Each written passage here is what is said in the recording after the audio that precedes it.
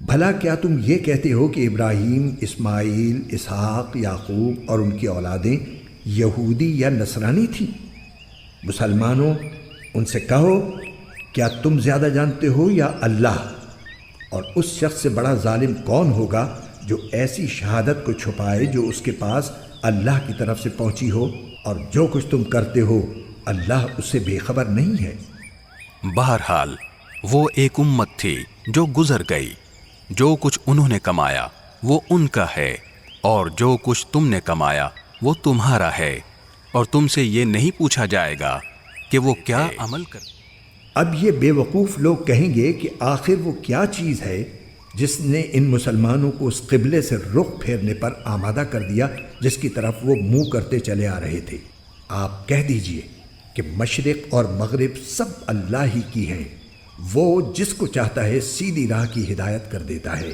اور مسلمانوں، اسی طرح تو ہم نے تم کو ایک معتدل امت بنایا ہے تاکہ تم دوسرے لوگوں پر گواہ بنو اور رسول تم پر گواہ بنے، اور جس قبلے پر تم پہلے کاربند تھے اسے ہم نے کسی اور وجہ سے نہیں بلکہ صرف یہ دیکھنے کے لیے مقرر کیا تھا کہ کون رسول کا حکم مانتا ہے اور کون الٹے پاؤں پھر جاتا ہے۔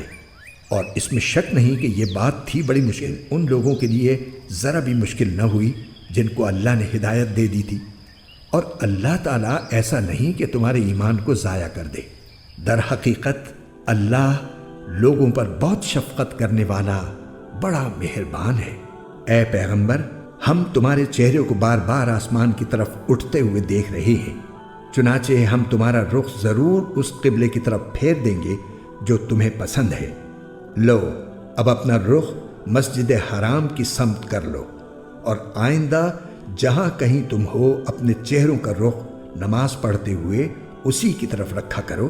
اور جن لوگوں کو کتاب دی گئی ہے وہ خوب جانتے ہیں کہ یہی بات حق ہے جو ان کے پروردگار کی طرف سے آئی ہے، اور جو کچھ یہ کر رہے ہیں اللہ اس سے غافل نہیں ہے۔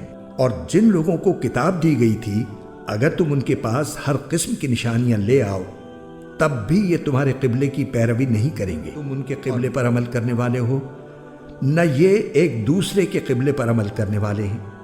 اور جو علم تمہارے پاس آ چکا ہے اس کے بعد اگر کہیں تم نے ان کی خواہشات کی پیروی کر لی تو اس صورت میں یقیناً تمہارا شمار ظالموں میں ہوگا۔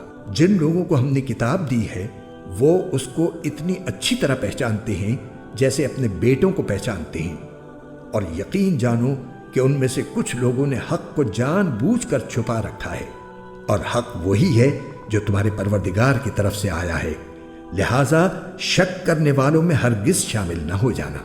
اور ہر گروہ کی ایک سمت ہے جس کی طرف وہ رخ کرتا ہے، لہٰذا تم نیک کاموں میں ایک دوسرے سے آگے بڑھنے کی کوشش کرو۔ تم جہاں بھی ہوگے اللہ تم سب کو اپنے پاس لے آئے گا، یقیناً اللہ ہر چیز پر قادر ہے۔ اور تم جہاں سے بھی سفر کے لیے نکلو اپنا منہ نماز کے وقت مسجد حرام کی طرف کرو، اور یقیناً یہی بات حق ہے جو تمہارے پروردگار کی طرف سے آئی ہے، اور جو کچھ تم کرتے ہو اللہ اس سے بے خبر نہیں ہے۔ اور جہاں سے بھی تم نکلو اپنا منہ مسجد حرام کی طرف کرو، اور تم جہاں کہیں ہو اپنے چہرے اسی کی طرف رکھو تاکہ لوگوں کو تمہارے خلاف حجت بازی کا موقع نہ ملے۔